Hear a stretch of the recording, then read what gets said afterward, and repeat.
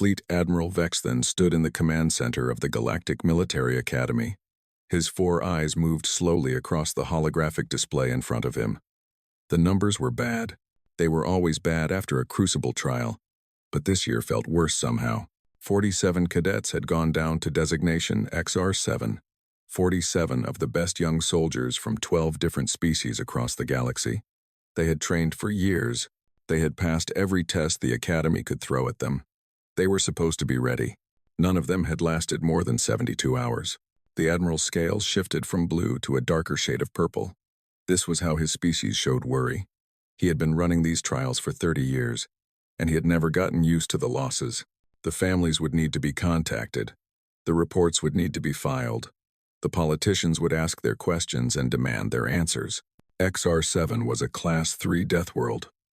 This meant it was one of the most dangerous planets in the known galaxy. The air was thick with toxic gases that could burn the lungs of most species. The rain was acidic enough to eat through standard military armor in a matter of hours. The ground itself was unstable, with earthquakes and sinkholes appearing without warning. And then there were the creatures. The Razorbacks were the worst. They were massive predators with 12 legs and armor plating that could stop a plasma rifle. They hunted in packs. They were smart. They had killed more Academy cadets than any other threat on the planet. The Crucible trial was simple in concept. Survive on XR7 for 30 standard days with minimal equipment. Complete this challenge, and you would be guaranteed a position in the elite forces of the Galactic Compact.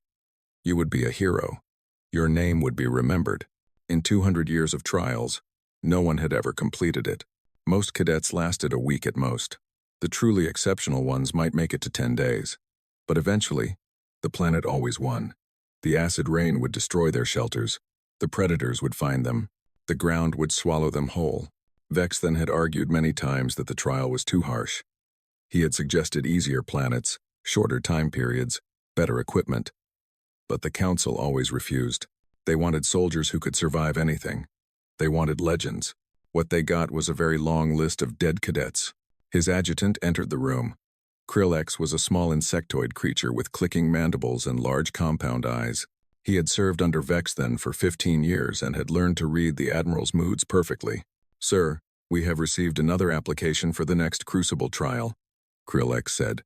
His voice was nervous. His mandibles clicked faster than usual. "Already? We haven't even finished processing the last group." Vexthan turned away from the display. "Which species?" "Human, sir." The Admiral went very still.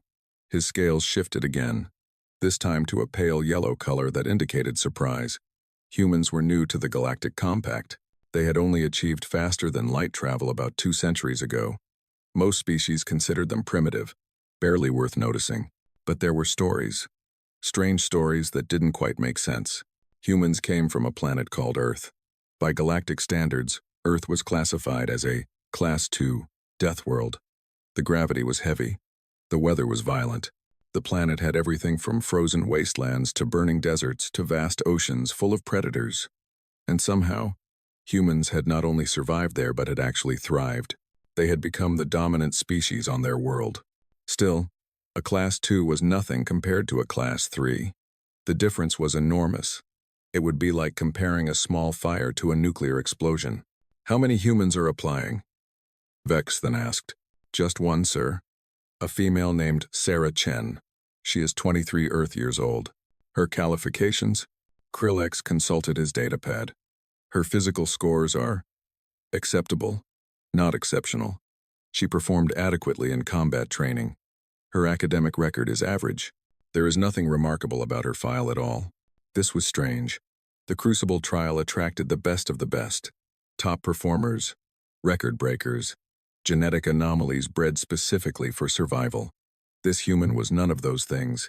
"Has she been informed about the mortality rate?" Vexthan asked.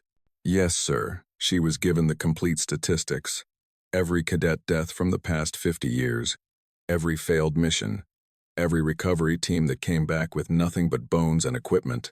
"And her response?" Krillex's mandibles clicked in a pattern that indicated confusion. She said, and I quote, "Sounds fun. Do we get to keep any cool rocks we find?" Vexthan stared at his adjutant for a long moment. He was not sure he had heard correctly. His translator implant must have malfunctioned. She asked about rocks? Yes, sir. She seemed very interested in the geological formations of XR7. She asked if the Academy had any surveys of mineral deposits in the northern hemisphere. The Admiral walked to his window. Outside, ships moved through the darkness of space. Millions of beings went about their lives, never knowing about the challenges faced by the soldiers who protected them. He had seen many strange things in his career. He had met warriors who laughed at death and cowards who ran from shadows. He thought he understood the galaxy. But this human made no sense to him. Did she request any special equipment? He asked. That's the other strange thing, sir. She turned down most of what we offered. No environmental suit, no breathing apparatus, no water purification system, no emergency beacon. Krillix paused. She asked for a knife, some rope, and a tarp. She said, and again I quote, "That should be enough. Oh, and maybe a notebook? I like to draw." Vex then felt a headache forming behind his eyes. In all his years, he had never encountered anything like this. Either this human was completely insane, or she knew something that the rest of the galaxy did not. He suspected it was the first option. "Approve her application," he said finally, "but schedule her drop for the earliest possible time. I want observers on her from the moment she hits atmosphere. Full monitoring. Every camera we have. You think she will last long enough to be worth watching?" Krillix asked. "No," the Admiral admitted. "I think she will die within the first day. But I want to understand how a being can face certain death and ask about collecting rocks. There is something wrong with humans, Krillix. Something fundamentally broken in their survival instincts." He turned back to the window, watching the stars. "Or perhaps," he added quietly, "something we don't understand yet." 3 days later, Sarah Chen boarded her drop pod with a smile on her face. She was humming a song that none of the alien crew members recognized. When asked if she had any final words or messages for her family, she simply said, "Tell them I'll bring back souvenirs." The pod launched toward XR7. Every sensor in the monitoring station locked onto her signal. The Crucible trial had begun. The drop pod hit the atmosphere of XR7 at 600 kilometers per hour. The heat shields glowed orange and then white as friction tore at the metal shell. Inside, Sarah Chen sat strapped into her seat, feeling the vibrations run through her entire body. She was grinning. Most cadets experienced fear during atmospheric entry. The Corthan soldiers would enter a meditative state to calm their racing hearts. The insectoid vril would click their mandibles in prayer to their hive gods. The massive Grundar warriors would grip their seats with all forearms and try not to scream. Sarah was bobbing her head to a song playing in her memory. She couldn't bring any music devices, so she had spent the 3-day journey memorizing her favorite playlists. Right now, she was mentally playing something with a heavy beat that matched the shaking of the pod. The clouds outside her small window were a sickly yellow color. She could see lightning arcing through them, purple and violent. The sensors in the pod were screaming warnings about toxic gas concentrations, electrical storms, and unstable landing zones. Sarah ignored them all. With a tremendous crash, the pod slammed into the surface of XR7. The impact drove her deep into her seat, pressing the air from her lungs. Warning lights flashed. Alarms blared. And then, silence. She unstrapped herself and stood up slowly, checking her body for injuries. Nothing broken. A few bruises forming. Probably. Her neck was stiff. But overall, she felt fine. The pod had landed in what the briefing documents called a transitional zone. This was a nice way of saying it was a swamp. Through the window, she could see thick mud stretching in every direction.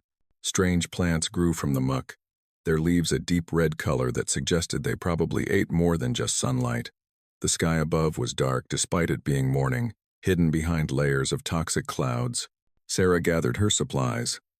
One knife with a 10-inch blade, 50 meters of strong rope, a waterproof tarp large enough to make a decent shelter, a small notebook and pencil, and the clothes on her back, which were standard academy issue and absolutely not designed for this environment. She took a deep breath, placed her hand on the door release, and pushed. The smell hit her first. It was like rotten eggs mixed with battery acid mixed with something that had died a very long time ago.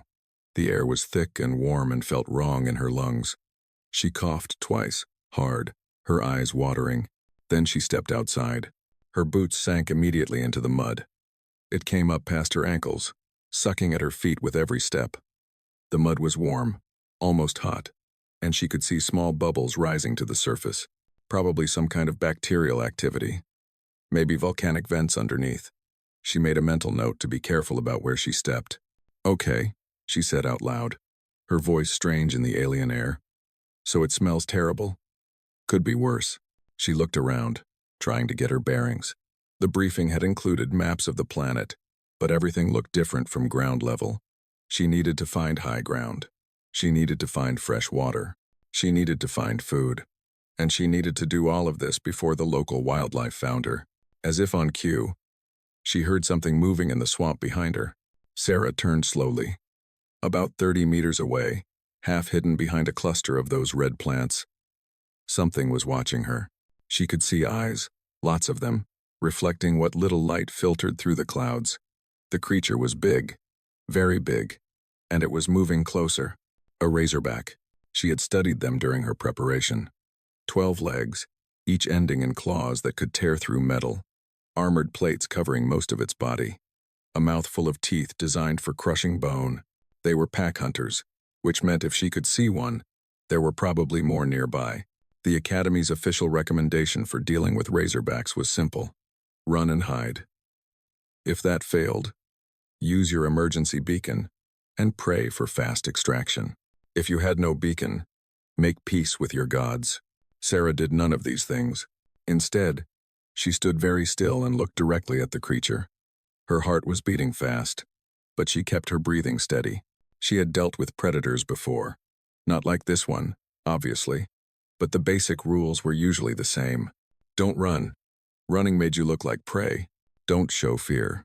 Fear had a smell, and predators could sense it. Make yourself look boring. Predators wanted easy meals, not challenges. The razorback crept closer. It was testing her, she realized, trying to figure out what she was and whether she was worth the effort. Its nostrils flared as it smelled the air around her. "Hey there, big guy," Sarah said softly. Her voice was calm, almost friendly. "You're pretty impressive, aren't you? All those legs, all those teeth. Very scary." The creature tilted its head. This was not the reaction it was used to from prey. "Tell you what," Sarah continued, "I'm not going to bother you, and you're not going to bother me. We're going to be neighbors for a while. Might as well be civil about it." She slowly reached into her pocket and pulled out a nutrition bar she had saved from the drop pod. Standard emergency rations. Tasteless and boring, but full of calories. She tossed it toward the razorback, underhanded, non-threatening. The creature flinched back, then approached the bar cautiously. It sniffed it once, twice, then swallowed it whole. Sarah nodded. "Good talk. I'm going to call you Gerald. You look like a Gerald." She turned her back on the predator and started walking toward what looked like higher ground in the distance. Behind her, she could hear Gerald following. Not attacking, just following. Curious. By the end of the first hour, she had found a small hill that rose above the swamp. The ground here was more solid, almost like actual dirt. A few trees grew on the slope, their trunks twisted and strange but definitely wood. She started building a shelter. The tarp became a roof, stretched between two trees. Rope secured the corners and created a frame. She gathered branches and leaves to create walls, testing each plant carefully before touching it. One type of leaf made her fingers tingle, so she avoided those. Another type was actually quite soft and seemed harmless. Gerald watched from a distance, still curious. By the time the rain started, she had a basic structure completed. The acid rain hissed as it hit the ground, eating into the mud and the plants. Sarah ducked under her tarp and listened to it drumming against the waterproof material. Could definitely be worse, she said to herself. She pulled out her notebook and started making notes. Observations about the plants, sketches of the local geography, a quick drawing of Gerald, who was now huddled under a rock overhang, apparently also trying to avoid the rain. The monitoring station, thousands of kilometers above, recorded everything. Admiral Vex then watched the feeds in silence, his scales cycling through colors that had no name in any language. The human had been on the planet for less than 2 hours. She had already established shelter, made contact with an apex predator without dying, and was now calmly drawing pictures while acid rain fell around her. "Sir," Krillek said quietly. What do we do? Vex then had no answer. He simply watched as Sarah Chen looked out at the alien rain and smiled. This is actually kind of relaxing, she was saying. Like camping, but spicy. The Admiral's translator flagged the word camping as a human activity involving voluntary exposure to wilderness conditions for recreation. He made a note to investigate human psychology more thoroughly. There was clearly something very wrong with them. By the 7th day, the monitoring station had become the most popular location on the Academy's orbital platform. Officers who had no business being there found excuses to visit. Cadets from other programs snuck in during shift changes. Even the cleaning staff had started taking longer breaks near the display screens. Everyone wanted to see the human. Admiral Vex then had given up trying to maintain order. He simply stood at his usual position near the main display and watched along with everyone else. His scales had settled into a permanent shade of confused gray. He hadn't slept properly in days. On the screen, Sarah Chen was doing something impossible. She was lying on her back in a clearing, completely relaxed, while a fully grown razorback stood over her. The creature's mouth was open, showing rows of teeth that could bite through starship hull plating. Its claws were extended, each one longer than a human hand, and Sarah was scratching its belly. She named it Gerald. Someone whispered in the crowd. That's not possible, Commander Thrillick said. She was the head of predator studies at the Academy. Her compound eyes were locked on the screen, trying to process what she was seeing. Razorbacks are apex hunters. They don't form bonds with prey species. They don't have the neural capacity for it. The human seems to disagree. Vex then replied dryly. On the screen, Gerald made a sound. It was deep and rumbling, almost like a purr. His 12 legs twitched with pleasure as Sarah found a particularly good spot behind his third spine ridge. Who's a good murder machine? Sarah was saying in a high-pitched voice. You are. Yes, you are. You're the best murder machine on this whole planet. Gerald's tail wagged. The same tail that had been documented killing a full-grown Korthan warrior with a single swipe just 2 years ago. Commander Thrillick sat down heavily. Her species didn't usually show emotion, but her antennae were drooping in a way that suggested deep, existential crisis. Can we see her camp again? Someone asked from the back of the room. Krillek switched the display to a wider view. The crowd fell silent. What had started as a simple tarp shelter had grown over the past week into something much larger. Sarah had built a main structure using trees she had somehow managed to cut down with just her knife. The walls were solid and reinforced. The roof was layered with leaves that seemed to naturally repel the acid rain. Next to the main shelter was a smaller building that she called the smokehouse. Inside, strips of meat hung from racks, slowly curing over a small fire. She had figured out which plants burned cleanly and which ones produced toxic fumes. The food supply was growing every day. Behind that was what she referred to as the bathroom situation. She had dug a pit, lined it with rocks, and created a simple but effective latrine with drainage. The smell was apparently manageable, which was more than could be said for many military installations the Admiral had visited. There was a fire pit surrounded by seating made from razorback bones. Gerald had brought her several gifts over the past few days, apparently seeing her as part of his pack now. She had cleaned the bones and put them to good use. She had even started a small garden. Several plants that she had identified as edible were now growing in neat rows, transplanted from the surrounding swamp. She watered them with filtered rainwater that she collected in containers made from large leaves. This is day 7, Admiral Vex then said slowly. She has been on a Class 3 Deathworld for 1 week. The record for survival on XR7 is 11 days, Krillex added, set by a team of 4 Grundar Special Forces soldiers with full equipment loadouts.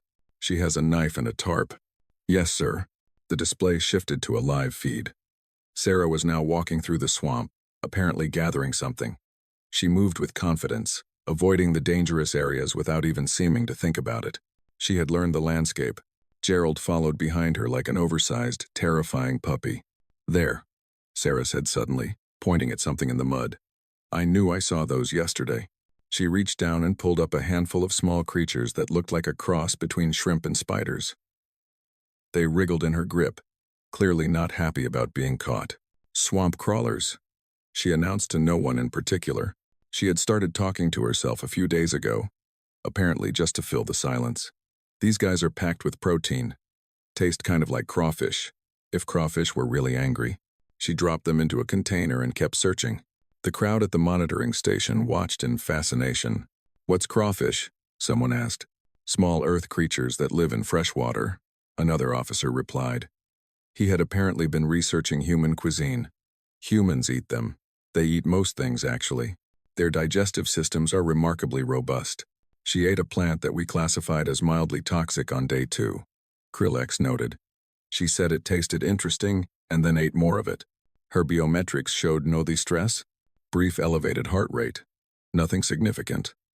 Her body apparently processed the toxins without major issue. Admiral Vex then made a sound that his species used to express disbelief. "Their homeworld really is a Class 2 Deathworld, isn't it?" "Yes, sir. Gravity approximately 10% above galactic standard. Atmospheric oxygen content high enough to support combustion of most materials.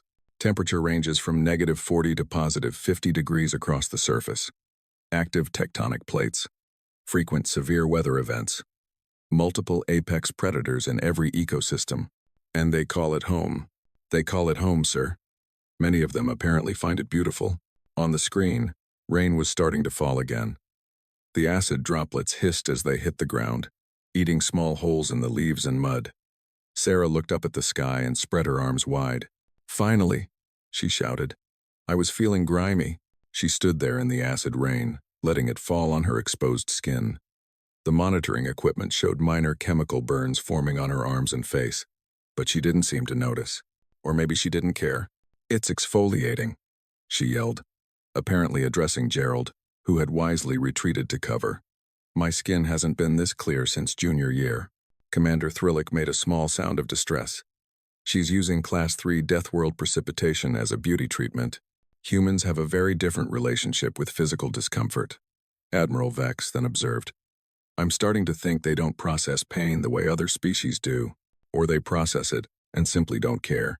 Sarah finished her shower and returned to camp, her skin slightly red but otherwise undamaged.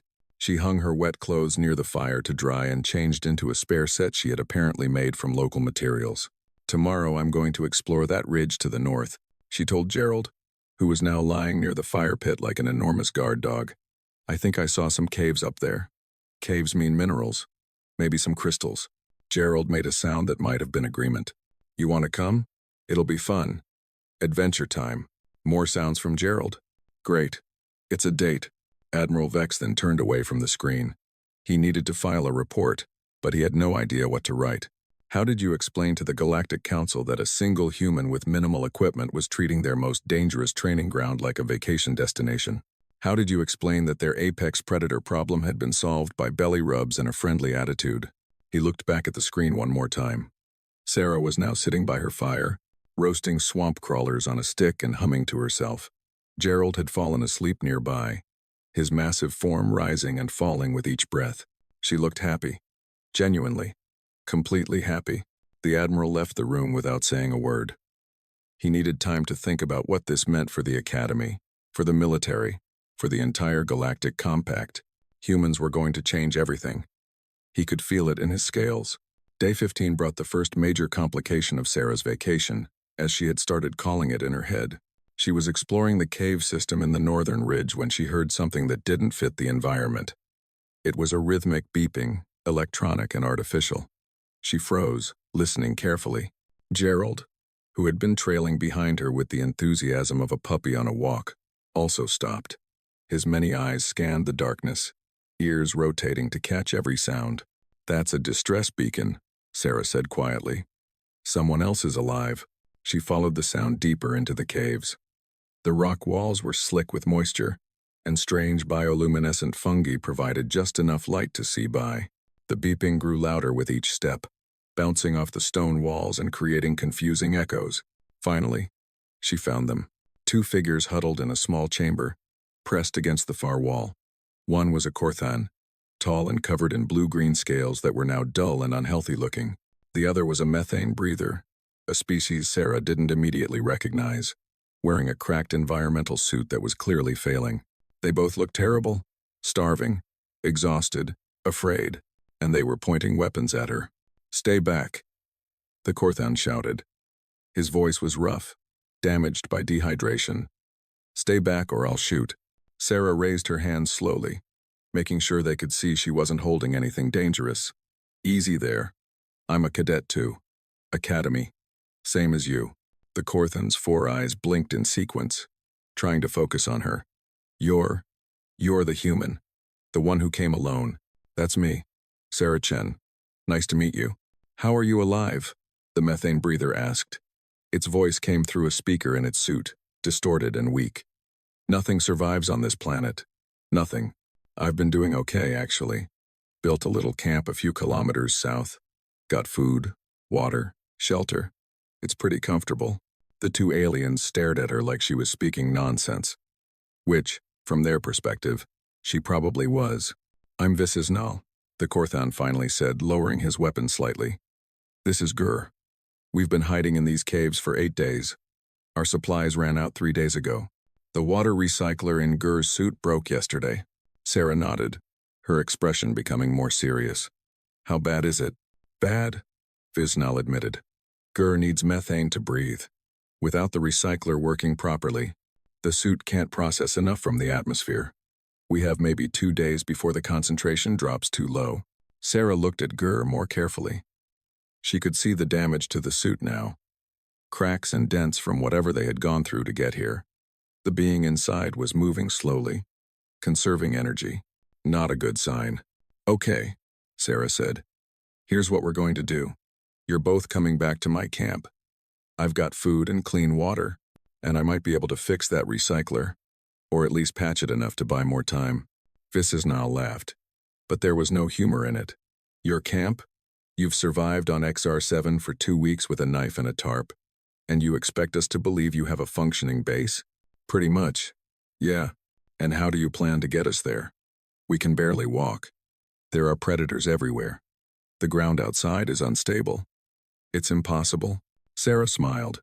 It was the kind of smile that confused most alien species, showing teeth in a way that looked aggressive but somehow wasn't. I brought a friend, she said. Gerald.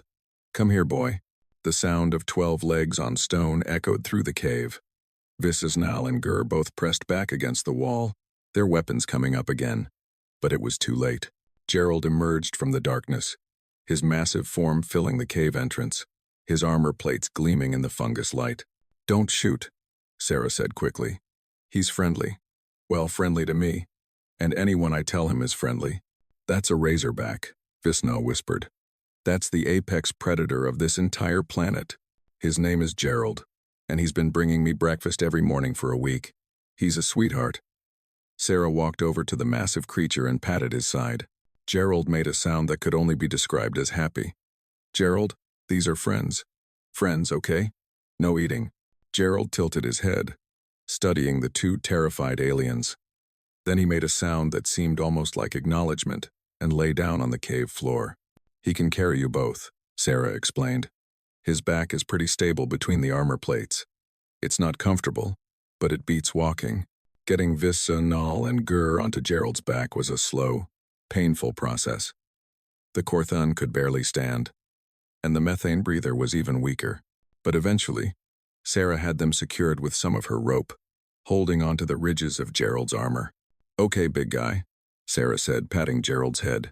Let's go home. Slow and steady, Gerald rose carefully, mindful of his passengers.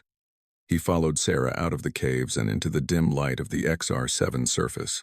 The journey back to camp took 3 hours. Sarah walked in front, clearing the path and warning Gerald about unstable ground. The rain started halfway through, acid hissing on the mud. But Sarah had brought extra tarp material and quickly created cover for the 2 injured cadets. When they finally arrived at her camp, Visisnal couldn't speak. The Corthan just stared. His eyes moved from the main shelter to the smokehouse, to the garden, to the fire pit. He looked at the stacks of preserved food, the containers of clean water, the comfortable seating made from bones. This is, he started, then stopped. This is home base, Sarah finished for him. It's not much, but it works. Let's get you both inside and figure out that recycler. She helped them off Gerald's back and into the main shelter. It was warm and dry inside, protected from the elements. There was even a sort of bed made from dried plant material, surprisingly soft. Gur collapsed onto it immediately, breathing shallow and labored. Sarah got to work on the suit's recycler. She had no formal training in alien technology, but she had always been good with machines. Back on Earth, she had rebuilt her first car engine at 16. This wasn't that different, really. Just different materials and different purposes. The filter is clogged, she announced after 20 minutes of careful examination. And there's a crack in the intake valve.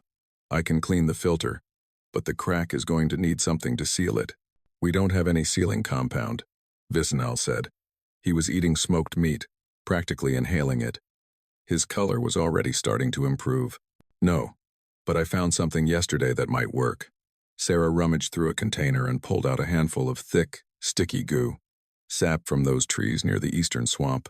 It hardens when it dries and becomes almost like plastic. I was going to use it to waterproof some containers, but this is more important.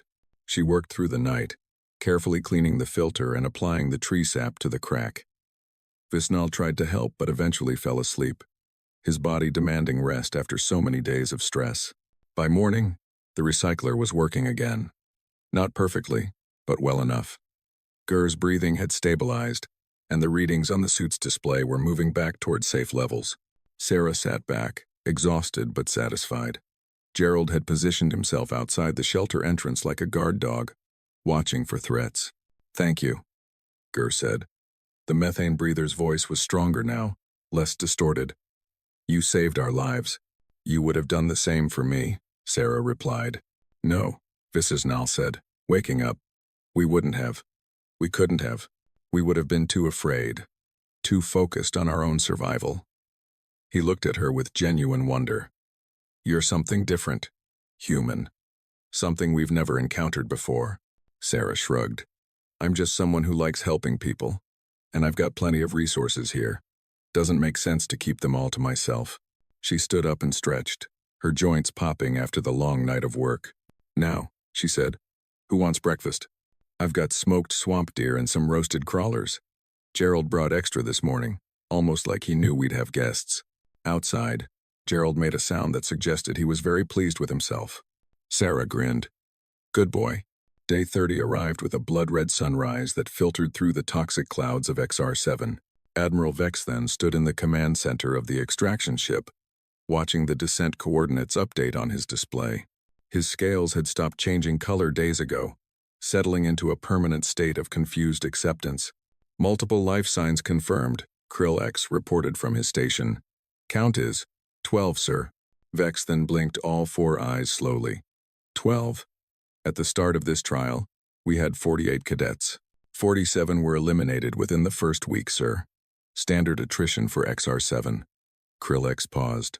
But 12 are alive now, including 7 we had listed as confirmed casualties. "Explain." "They weren't dead, sir. They were hiding. Injured, starving, scattered across the continent. The human found them. All of them." The extraction ship broke through the cloud layer, and Vex then got his first direct view of the landing zone. What he saw made him grip the railing in front of him with all the strength in his old body. Sarah Chen stood at the center of a small crowd of cadets. They were arranged around her in a loose circle, some standing, some sitting on structures that looked like furniture.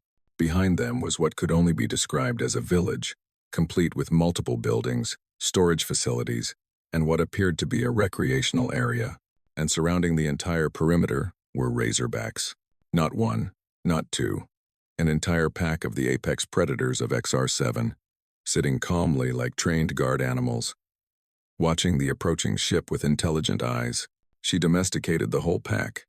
Vex then said quietly, "It appears so, sir. Our monitoring shows she made contact with the pack leader, Gerald, on day 1. The rest of the pack gradually accepted her over the following weeks. They now treat her camp as their territory and the cadets as pack members." The ship landed. Vex then walked down the ramp himself, something he rarely did for extractions. He needed to see this with his own eyes. Sarah Chen walked forward to meet him. She looked healthy. Better than healthy, actually. Her skin was clear, her eyes were bright, and she moved with the easy confidence of someone who was completely comfortable in their environment. "Admiral," she said with a casual wave. "Right on time. We were starting to think you forgot about us." Vex then looked past her at the other cadets. He recognized species from across the galactic compact. a Corthan, and a methane breather who matched the profiles of cadets Visisnal and Gur, both listed as lost on day 4. 3 Vril soldiers who had supposedly died in an earthquake on day 6. 2 Grundar warriors whose beacon had stopped transmitting on day 9. And others? All of them alive. All of them looking better than anyone had any right to look after a month on a Class 3 Deathworld. How? Was all he could manage? Sarah shrugged. They weren't dead, just hiding. This planet's big, but I've got good ears and Gerald's got a better nose. Once I found them, it was just a matter of getting them back to camp and teaching them how to survive here. You taught them. Basic stuff, mostly. Which plants are safe to eat, which ones will kill you, how to read the weather so you know when the acid rain is coming, how to avoid the sinkholes, how to approach the razorbacks without triggering their hunting instincts. She smiled. They're fast learners. Visisnal stepped forward. The Corthan had been on the edge of death when Sarah found him. Now he stood tall, his scales healthy and bright. She saved all of us, he said. Not just our lives, our spirit. We had given up. We were waiting to die. And then this human appeared out of nowhere, riding an apex predator, and told us everything was going to be fine. He paused. And she was right. Everything was fine. The other cadets nodded in agreement. Several of the razorbacks made sounds that might have been agreement too. Admiral Vex then took a long moment to process everything. His translator was working overtime trying to make sense of the situation. Finally, he spoke. Cadet Chen, the Crucible trial is designed to push candidates to their absolute limits.